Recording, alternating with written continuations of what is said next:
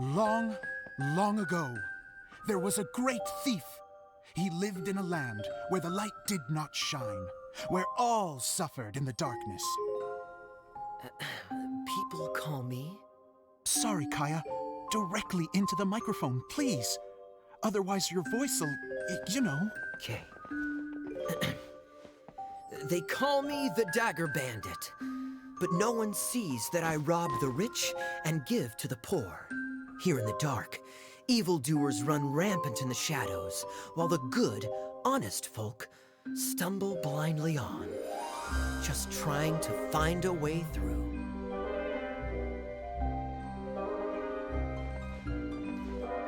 As the bandit brooded, suddenly the world was inexplicably changed as a single star appeared on the horizon and flew across the sky.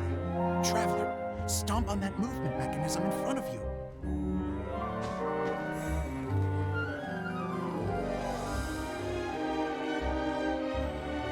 Light.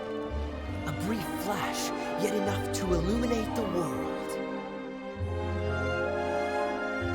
If I can find the source of that light, I can shine it into the darkness, and the people will suffer in blindness no longer.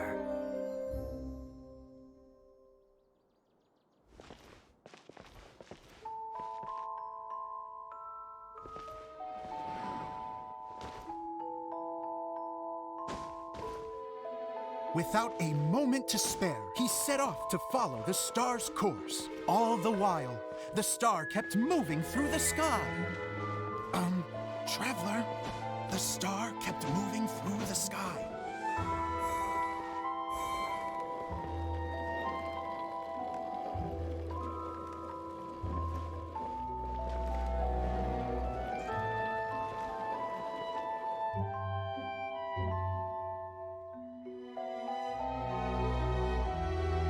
Looks like I have to go through the desert. This could get dangerous. If everything he'd heard was to be believed, the desert ahead was a no-man's land filled with horrors. Worse still, the star had landed in the most difficult-to-reach location, surrounded by sheer cliffs. But he was determined to press onward. I've come this far, and I'm not about to turn back now. The Dagger Bandit trekked deep into the desert wasteland. Yet when he finally arrived at his destination, he found not a fallen star, but a young girl, dressed in white. How strange. I'm positive this is where the star landed. Young lady, do you know where the light has gone?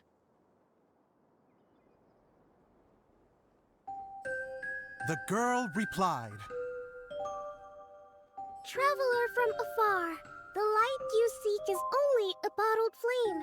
But the flame has now died, and its light is long gone.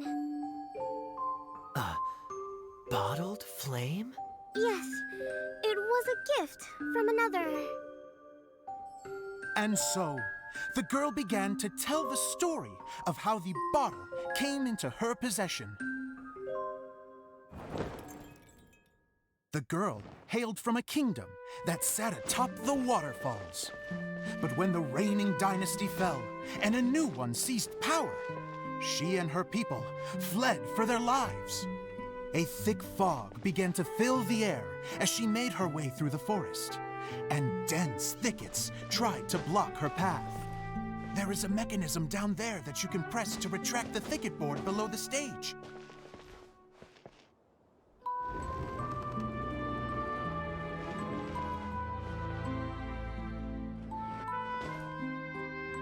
If I only had a lamp to guide me through this wretched forest, then I could survive. With scratches covering her arms and legs, the girl pressed through the pain and made her way forward. The road ahead was arduous, but she was determined to press onward. I've come this far, and I'm not about to turn back now.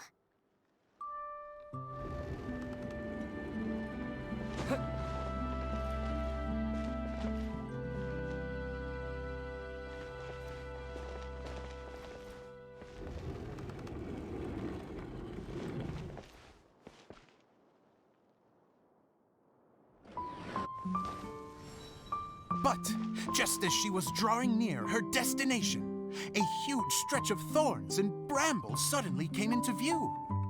Despair set in and began to weigh on her heart.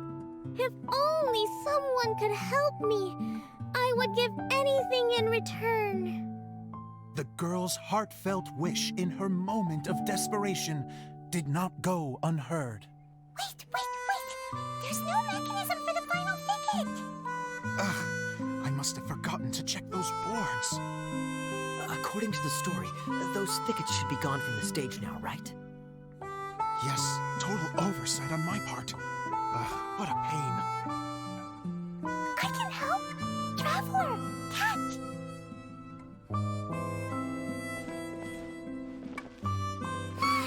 It's a Jumpy Dumpty!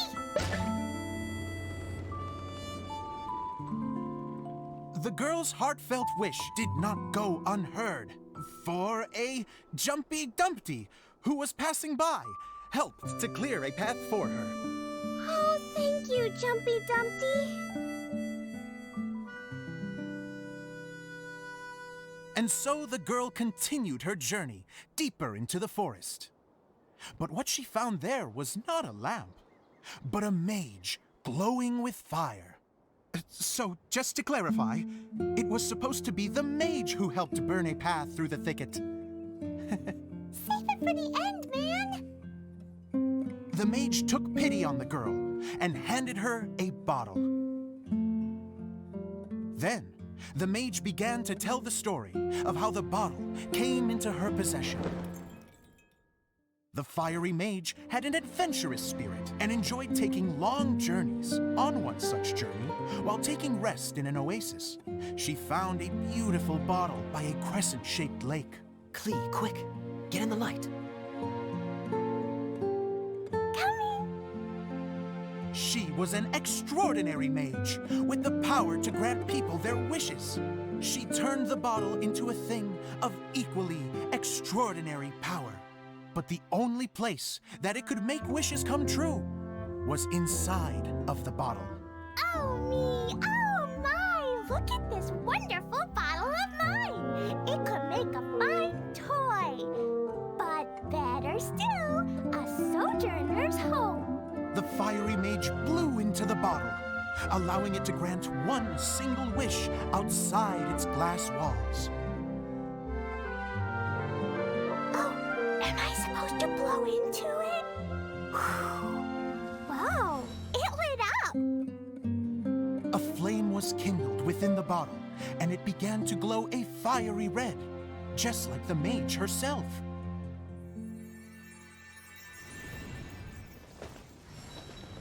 After the mage finished telling her story, she disappeared, leaving only the bottle behind.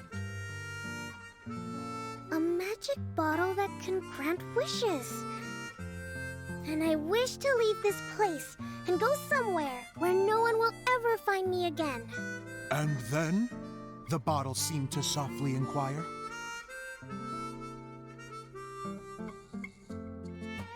I don't know.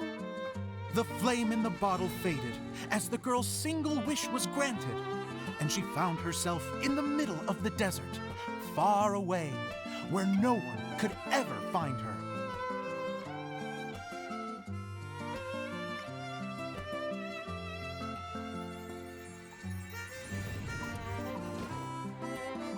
When the Dagger Bandit listened to her story, he sighed in disappointment that the flame with the power to grant wishes outside of the bottle had already died. But this doesn't make sense. If it truly granted my wish, then nobody should have been able to find me here. Maybe they shouldn't. The desert is difficult and dangerous to navigate, but I was determined to make it, no matter what. Then take this bottle with you for your trouble. It may be able to grant you your wish, though sadly, only within the confines of the bottle itself. All I wish for is light. Honoring the bandit's request, the girl wished for light inside the bottle, and sure enough, it lit up. They found that while the light was only generated within, it could nonetheless shine through the glass and reach anywhere in the outside world.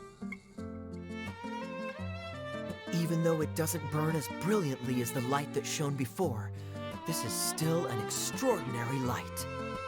What will you do after I take the bottle? I don't know. Well, then maybe you should come back with me. With no reason to refuse, the girl accompanied the Dagger Bandit back to the land where the light did not shine. They brought light to that place, and the darkness was dispersed, and they lived happily ever after.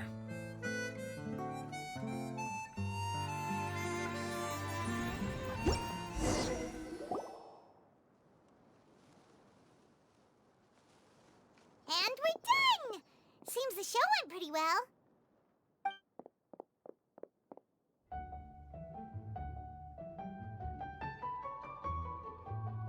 Mr. Honorary Knight! Didn't I do great? I felt like I really was the fiery mage! Wow, great costume, Glee! As soon as Paimon saw your shadow, she thought straight away, what a cute hat! Glee loves it! Thanks, Mr. Zosimos! Oh, wait, no, I mean, Mr. Director. Mr. Director? Ha! No one's ever called me that before. Thank you, my dear little mage. Thank you so much. Oh, I'm so happy. Miss Adia said that she tailored it a little bit so it would fit me, but you were the one who designed and made it. You're amazing. Yeah, that's amazing. And it sounds like Adia did a great job too. It was nothing really. Just one of those, oh no, whatever shall I wear to the ball moments. Sewing comes in handy at times like that. Sewing is an art in its own right. You're more talented than you give yourself credit for, Adia. Really? Oh, I'm just gonna go for a second. Please, chat amongst yourselves.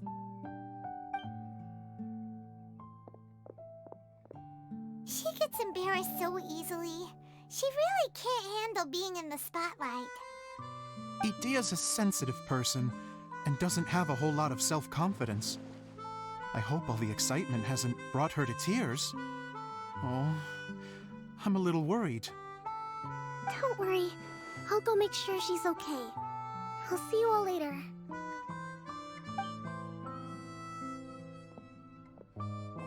So, what did you all think of the play? Any thoughts? Huh? Uh-oh. Time to get serious. Now, are you sure you want to hear what we really think? Oh, absolutely. I had the courage to ask, didn't I? So, don't mince your words. Go ahead. Speak your mind. I can take it. Okay, Paimon will go first. So, the dialogue at the beginning was pretty good, but it ran out of steam as the story went on. Paimon could tell that you ran out of inspiration somewhere along the way. The characters were honestly a little bit ridiculous. Paimon didn't get what you were trying to do. The moment anyone started to show any kind of substance, suddenly the scene was over. Yes, all very good points, Paimon. I would add that in its attempt to pay tribute to the series 1,000 Nights, all semblance of a coherent was sacrificed. Plus, I do have to penalize you for the issues with the props. Miss Adia, what are you doing back here? Oh, you know, I return like the tide when people start discussing something important. Huh. Especially when it has to do with criticizing my show. Mm-hmm. But there was one thing I liked about it. Just one, mind you. The story had a good ending. You think so? I thought I was letting him off lightly. Adia, could I borrow you for a moment? Oh, sure. Excuse me for a moment. Back to you, Paimon. Keep up the good criticism. Okay, in that case, Paimon did have one other complaint. Let's hear it. Taking criticism on the chin is all part of being a director. The ending was all wrong.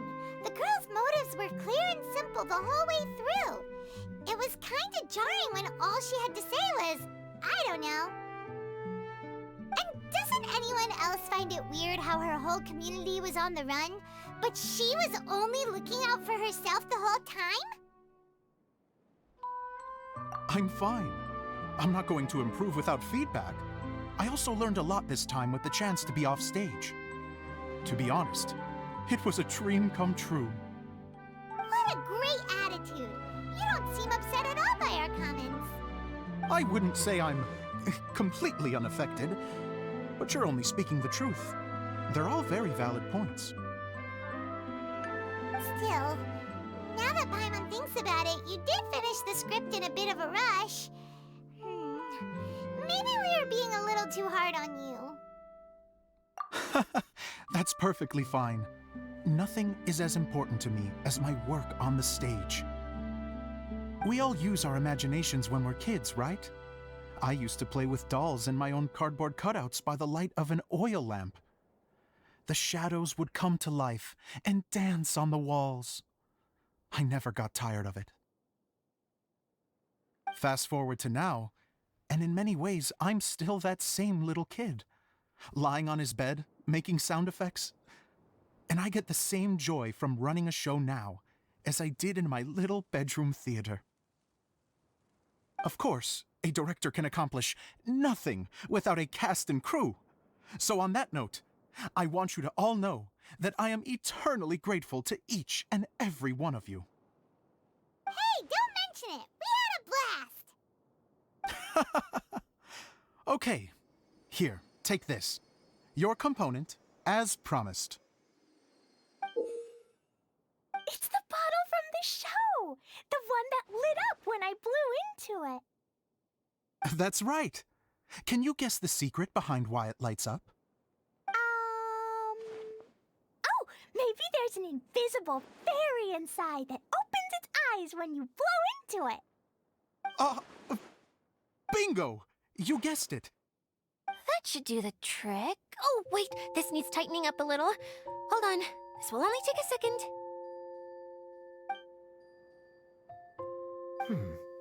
This outfit's more fashionable than I imagined. Excuse me, everyone.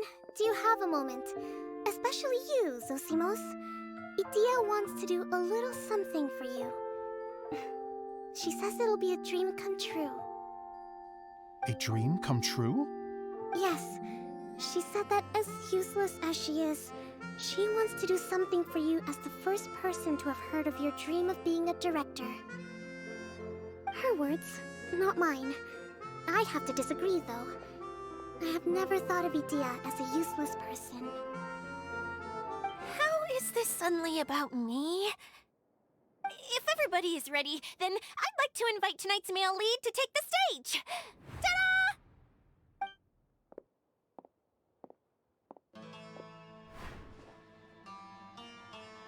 Wow!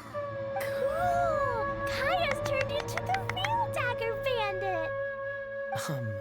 How is me changing outfits supposed to make the director's day? It's just a prototype costume. Is he that easy to please? Don't be silly. If I know our director, nothing will make him happier than to see his ideas brought to life by the right actor. Well, then I'm happy to oblige. Who am I to argue with the star of the show? Zosimos drew up countless designs and made a few prototypes before landing on this one. It just needed some tailoring to fit properly, so I made a few stitches here and there. I hope the result isn't a disappointment. Oh, it's perfect. Idia, I'm... Oh, I'm so touched. Thank you all. You've made me happier than I ever thought I could be.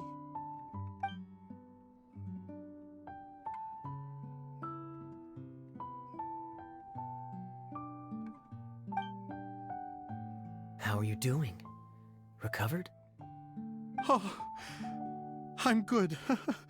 Thank you again, Idia. Oh, please, don't mention it. Well, now that we have the final component, it's time to say goodbye for now. Let's head to the core of the Veluria Mirage and get this place fixed up. Can I keep wearing my costume? Please do, by all means. Both of you can keep your costumes. It seems only fair. Yay! Kaya, keep wearing yours too. It looks amazing. I agree with our mage. I'm sure it's not every day you get to play such an unforgettable character. Sure. I think I can be a bandit for a little longer. Bye-bye, Mr. Director. Take care, my dear friends.